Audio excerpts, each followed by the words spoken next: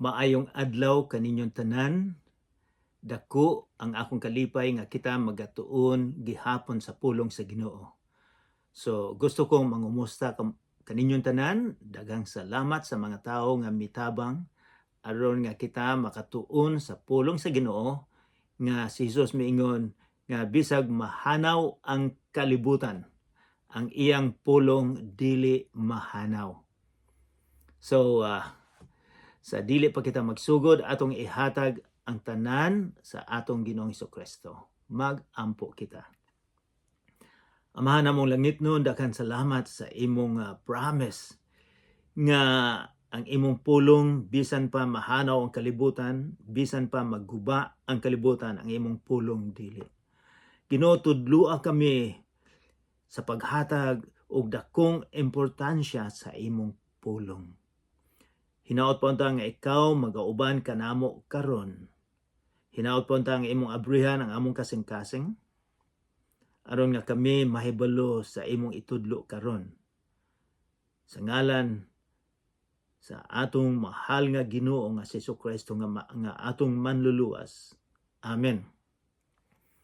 Sa usang semana atong gitun-an ang kapitulo 13 sa sinulat ni Marcos. Sa ako nang giingon, usa kini sa pinakalisod nga leksyon, topic sa Biblia, ang iyang pagbalik kay daghang kayong mga versikulo, daghang kayong mga topic nga kinahanglan ato pang basahon sa Old Testament, sa sinulat ni Daniel, o atong basahon ng Revelation, para mahibaon gyud nato unsa ang dakong picture sa iyang pagbalik. So, og daghang pong mga Bible teacher nga nagkalain-lain ang interpretasyon.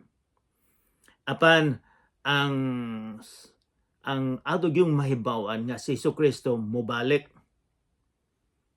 o nga kinahanglan kita magpreparar.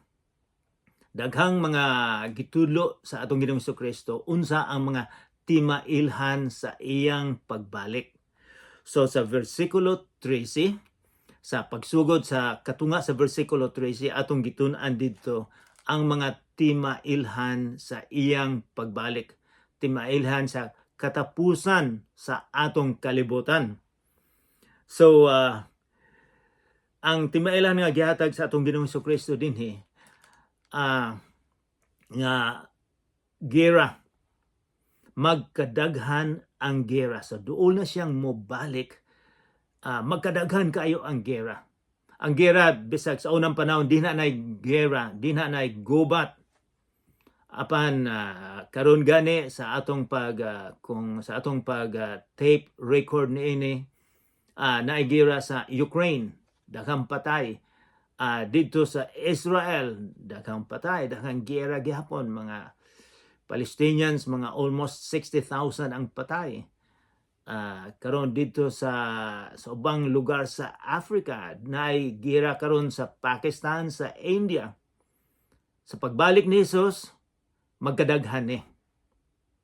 O miingon sab siya nga sa iyang pagbalik, gutom.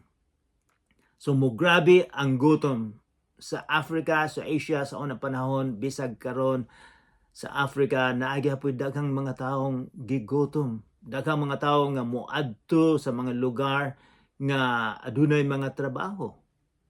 Daghang moadto sa Europe, sa USA, sa Canada, kay naglisod sila sa ilang kinabuhi. Si Jesus miingon nga sa pagbalik niya, kanang duol na magubang kalibutan, ang gutom mo grabe. O usa pa sa giingon niya na gi-warning ni Jesus nga ang earthquake, ang linog magkagrabe. Daghang linog sa kalibutan. Naaga ni mga eksperto miingon nga naagyo dako kayong linog nga magguba ang San Francisco, Los Angeles, ang siyudad sa Vancouver, maguba na sila. Mo nay prediction. So miingon si Jesus, ang mga linog karon mudaghan mo grabe sa iyang pagbalik. Mayon si Jesus nga, kamo mga sumusunod niya, mag-amping, magbantay kamo. So maunay atong gitun-an didto sa usang semana, ug karon atong ipadayon ang atong pagtuon. So atong abrihan ang atong Bible sa sinulat ni Marcos kapitulo 13 versikulo 24. Guys, naa ba mo dinha sa kapitulo 13? Sugdan na nato ang atong pagtuon. Ang pag-abot sa anak sa tao, mao ni title sa paragraph. Anak sa tao, kay bulo kita nga si Hesukristo ang anak sa tao gikan sa libro na sinulat ni Daniel. Okay, sa karaan nga tugon. So, versikulo 24. Apan ni adtong mga adlaw, tapos sa maong kasakitan. So si Jesus nagsulti nga adunay dako kayong kasakitan nga moabot dinhi sa kalibutan. Pagkahuman sa kasakitan, ang adlaw mungit-ngit ug ang bulan dili na muhatag sa iyang kahayag. So si Jesus mingon, ang bulan, ang adlaw dili na muhatag. So maglisod na ang mga tao. Wala ko kahibalo sa tanan unsay mahitabo. Panmingon si Jesus, apan ni adtong mga adlaw tapos sa maong kasakitan, ang adlaw mungit-ngit ug ang bulan dili na muhayag sa iyang kahayag. Versikulo 25. Og ang mga bituon, mga tagak gikan sa kahitasan, og matay-og ang mga gahum sa kalangitan. Ug unya makita nila ang anak sa tao nga magaabot sa sinapwang sa mga panganod, inubanan sa dakong kagahum sa himaya. So pagkahuman sa kasakitan, sa kagulanan nga mahitabo dinhi sa kalibutan, sa kalisod, imagine, una-unao nato, ang adlaw, wala na init, wala na po'y bulan. Mubalik ang atong Ginoong Hesukristo. Mao na pinakakatapusan na. Mubalik siya, mingon siya, ang anak sa tao, mga sobra sa 80 ka hitabo sa New Testament, nga si Jesus mingon nga siya ang anak sa tao. So mingon siya sa pagbalik, pagbalik, sinapwang sa mga panganod, inubanan sa dakong kagahum ug himaya. Versikulo 27, og pagasugoon niya ang mga manulunda, og pagahipuson niya ang iyang mga pinili gikan sa mga sagdanan, sa upat ka mga hangin, gikan sa kinatumyan sa yuta hangtod sa kinatumyan sa langit. Sa versikulo 27, iyang kuhaon ang pinili nila, ang pinili sa atong Ginoong Hesukristo. So naagi mahabilin. Mangutana kita karon, kinsa maning mga pinili? Ang ubang mga Bible writers or mga magtutudlo mingon nga kini sila mga Hudiyo nga nangahimong Kristohanon. Ang uban mingon 144,000 nga manghabilin kuhaon niya. Versikulo 28, gikan sa og naghatag usab ang atong Ginoong Hesukristo og usa ka example gikan sa kahoyng igira, tun-in ninyo kining usa ka pananglitan. Naghatag siya pananglitan, may tungod sa iyang pagbalik, may tungod sa mga timailhan sa iyang pagbalik. Versikulo 28, gikan sa kahoyng igira, tun-in ninyo kining usa ka pananglitan. Inig kalumoy na gani sa iyang sanga, og manalingsing na, nan masayran ninyo nga ang ting-init haduol na. So nag-warning si Jesus nga kining timailhan, naghatag siya nga ang timailhan sa kahoy nga igira. Silang tanan dito nahibalo og unsay mga timailhan nga ting-init na pinaagi sa kahoy nga igira.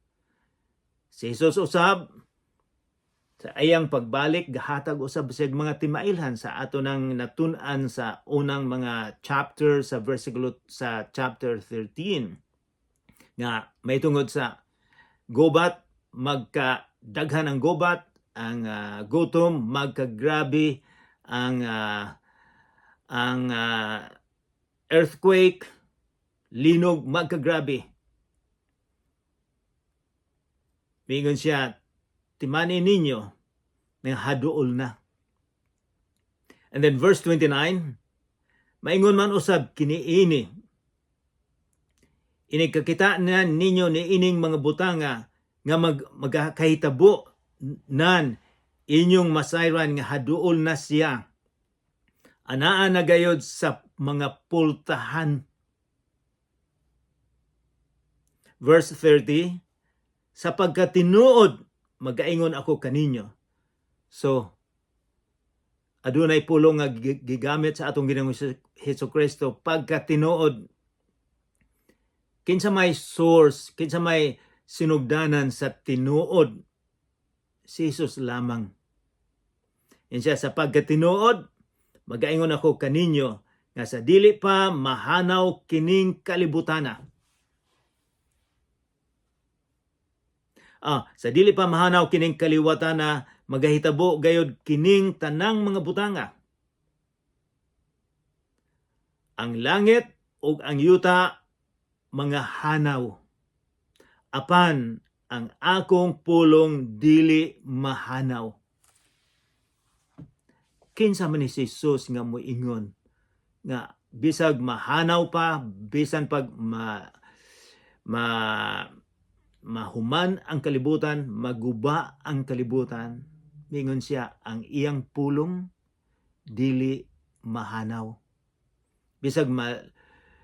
Bisan pag unsa metabo ang iyang pulong, kinsa man ni Jesus nga ang iyang pulong dili man mahanaw. Mao ni usa ka rason nga kita gatuon sa pulong sa Ginoo. Kay wala na may laing libro karon sa kalibutan nga atong mabasa ang iyang pulong. Naa man lang sa Bible. Nahibalo ako nga daghang mga tawo nga mo claim nga moingon sila ako Kristohanon, apan talagsa ra kaayong mubasa sa Biblia, sa pulong sa Ginoo. Wala nila makita, wala nila gihatagag dako kaayong importansya ang pulong sa Ginoo. Wala gyud sila nakasabot nga kini ang pulong sa atong Ginoong Hesukristo. Ngani mingon si Jesus, mahanaw ang kalibutan, maguba ang kalibutan, ang iyang pulong dili. Ang iyang gisaad dili. Dili maguba, iyang tumanon. Ang iyang pulong nga miingon siya nga kuhaon niya kita, nga siya ga preparar og lugar para sa atoa. Dili na maguba, tinuod na, mao na iyang giingon. Bisag ang kalibutan maguba, ang iyang pulong matuman gyud. Apan tungod sa atong kinabuhi karon usay malimtan, tungod busy o daghan kita mga butanga, mas importante kaayo malimtan, dili hatagan og dakong value, dakong halaga ang pulong sa Ginoo. Mingon sila, Biblia malang na. Apan si Jesus, mingon nga bisag mahanaw ang kalibutan, ang iyang pulong dili. So muna na sa versikulo, sa kapitulo 13, versikulo 31, maayong ato ning bantayan, dili nato ni kalimtan. Ang langit ug ang yuta mga hanaw. Ang langit, yuta mga hanaw. Apan ang akong pulong dili gayud mahanaw. Maunay promise, maunay gisaad sa atong Ginoong Kristo. Ang iyang saad nga kung kita moduol niya, iya kitang pasayloon bisan og unsa kadako sa atong sala. Bisang ang paglantaw sa bang mga tao nga ikaw dili ka na mabag-o nga dako na kayong sala nimo, mao na paglantaw sa mga tao. Apan ang paglantaw sa atong Ginoong Kristo, kung ikaw moduol niya, mabag-o kita, pasayloon, mabag-o kitang tao. Mao na iyang saad, ang iyang pulong dili na mahanaw. Bisag mahanaw pang kalibutan, bisag mahanaw pang Pilipinas, ang iyang pulong, ang iyang saad dili gyud.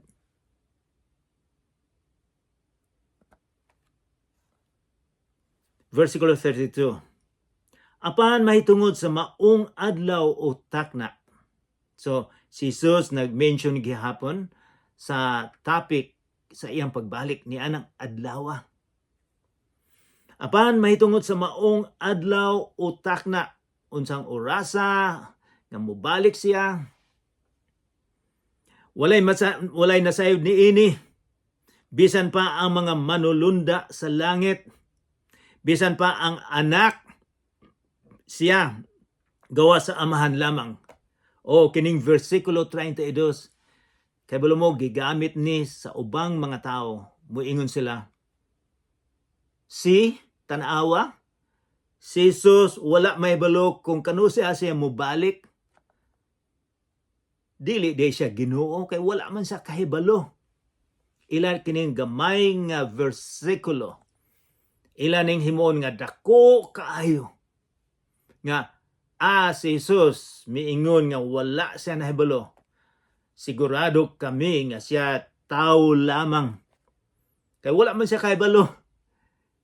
So niining gamayng versikulo, ila dayong ingnon nga si Jesus dili na Ginoo, tao lang siya.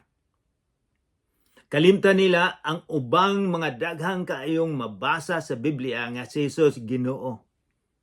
Nga si Jesus iyang gipahunong ang unos. Gihatagan niya kinabuhi ang mga tao, ang tao nga namatay. Giayo niya ang mga bakul, ang mga masakiton, iyang giayo, iyang gipakaon ang pila ka libo. O ila tong kalimtan. Moingon lang sila, si tanawa, si Jesus wala mahibalo sa iyang pagbalik. Ang atong Ginoong Hesukristo, kumpleto nga Ginoo, kumpleto usab siya nga tao sa pag-anhin niya dinhi sa kalibutan for 33 years. Adunay mga butang nga ang iyang gahom nga pagkaginoo wala niya gamita. Adunay mga butang. So kining mga butanga usani sa mga example nga ang nahibalo lang sa iyang pagbalik maong amahan. Pananglitan, kinsa may gapadala ni Jesus dinhi sa kalibutan. Si Jesus ba ang nagpadala sa iyang kaugalingon? Dili. Ang iyang amahan ang nagpadala, kay gihugugma sa Ginoo ang kalibutan. Iyang gipadala ang iyang bugtong nga anak. Kinsay gapadala sa bugtong nga anak? Ang amahan. Nganong iyang gipadala? Aron nga kita maluwas sa atong mga kasalanan. Kay ikaw ako naay mga sala.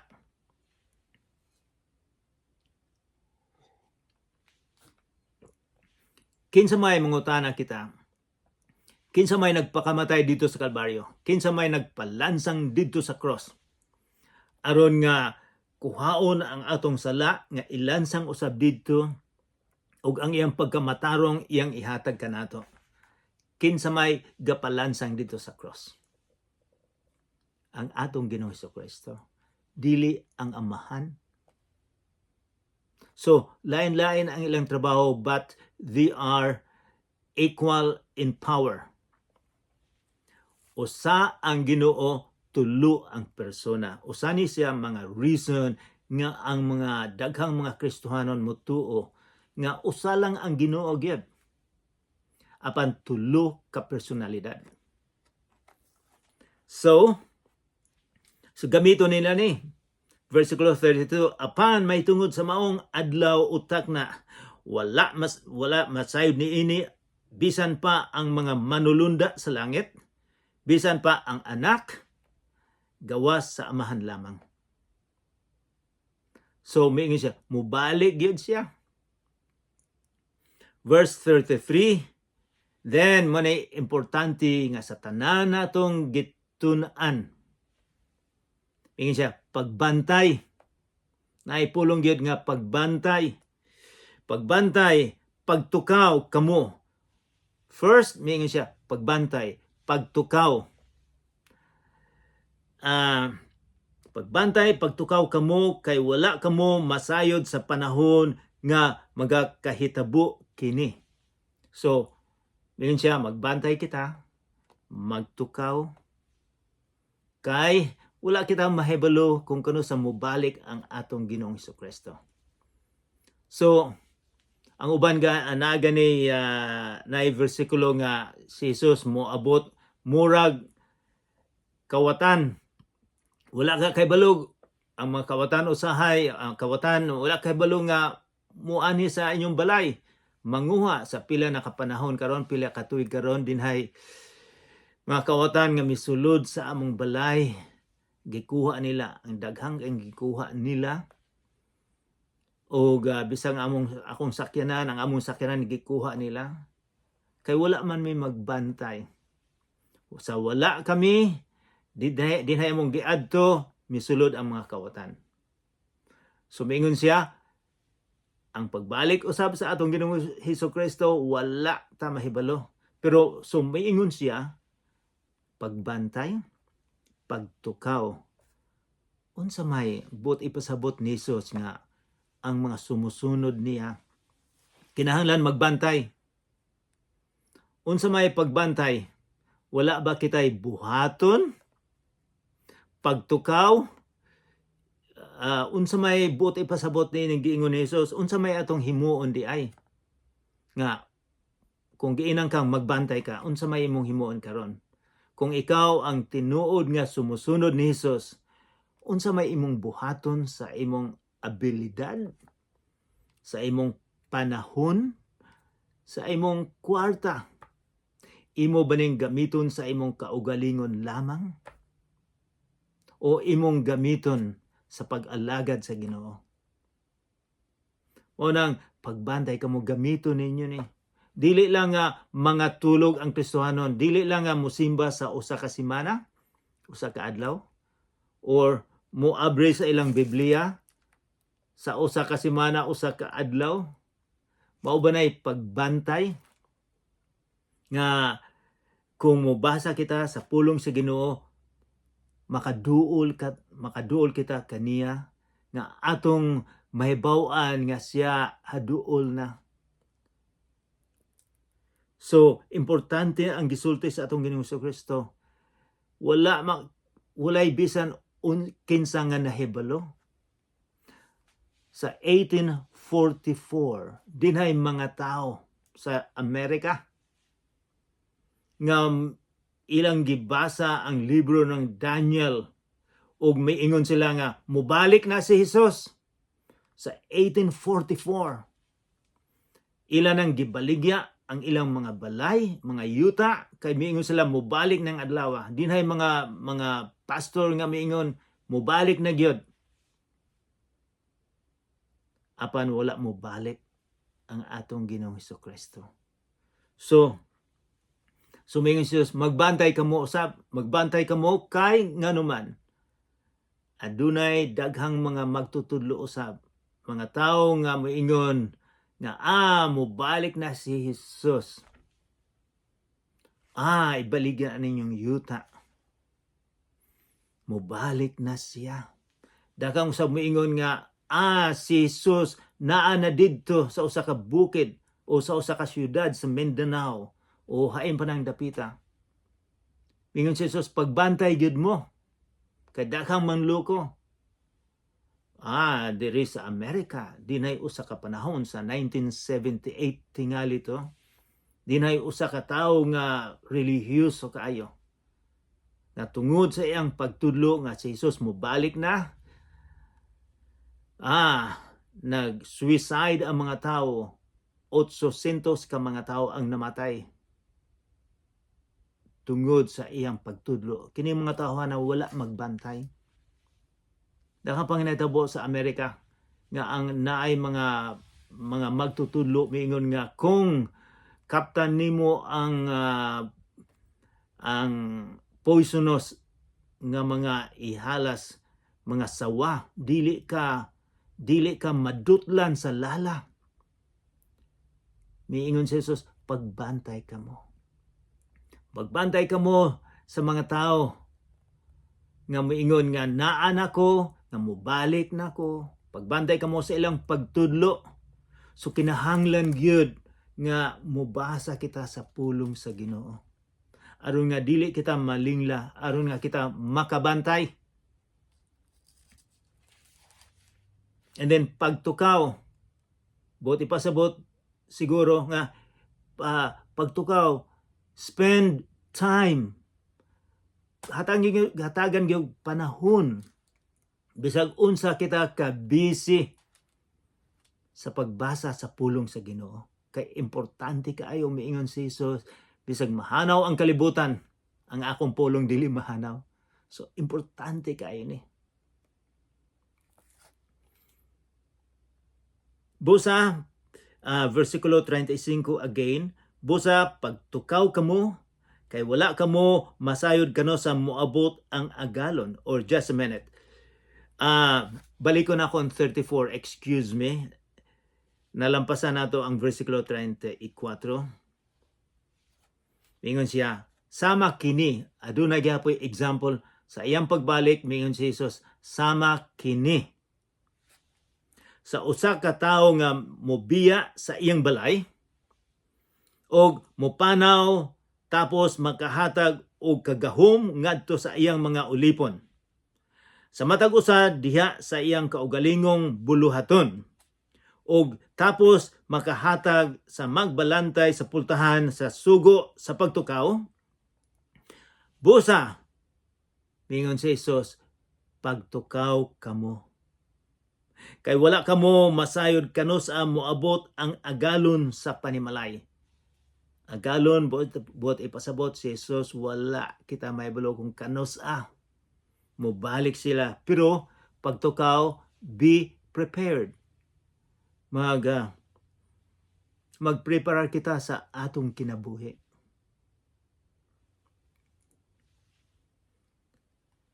Mingon siya, kay wala kamo mahimasayod kano sa moabot ang agalon sa panimalay. Sa gabi ba? O sa tunga bang gabi? O sa tingtugtugaok ba sa manok? O sa kabuntagon ba? Kay tingali. Mingon si Jesus, kay tingali. Unyag mukalit lamang siya sa pag-abot o makapalagan niya kamo nga managkatulog. So dako kayo ning warning sa mga tao nga mo claim nga moingon sila Kristohanon. Nga basin pa og makapalagan niya kamo nga managkatulog lamang. So naa di ay daghang mga tao sa paglantaw ni Jesus nga mga moingon sila nga sila sumusunod ni Jesus nga magkatulog. Kay tingali unyag mukalit lamang siya pag-abot ug makaplagan niya kamo nga managkatulog lamang. Wow. Very strong ang gigamit nga lingwahe ni Jesus. Nga gani tingali sa pag-abot niya na mga tulog diya ang mga Kristohanon lamang. Tinuod ba gyud ni sila mga Kristohanon? tingali sila ang mga sumusunod ni Jesus. So nag-warning si Jesus, kanatong tanan, unsa may atong himuon sa atong kinabuhi. Basin pa og makaplagan kita nga tulog, nade uban nga mga sumusunod ni Jesus nga mga tulog lang. Pero maingon siya, nag-warning siya, basin og makaplagan mo nga nangatulog. Kini sa panahon sa atong Ginoong Hesukristo 2000 na katuig karon, ilaning mahibaw-an nga kung adunay mga sundalo, mga Romano nga naggwardya sa preso ug naay makaiskapo kay nangatulog sila. Kay balumog sa himuon, patyon katong mga sundalo. So mao ni ilang masabtan nga kung mapag-abot ni Jesus mga tulog lang di ay unsa may mahitabo. Wala ko mahibalo, dili ko mosulti nga unsa may tabo sa mga Kristoha, sa mga tawo nga musimba apan nakaplagan nga nangatulog lamang.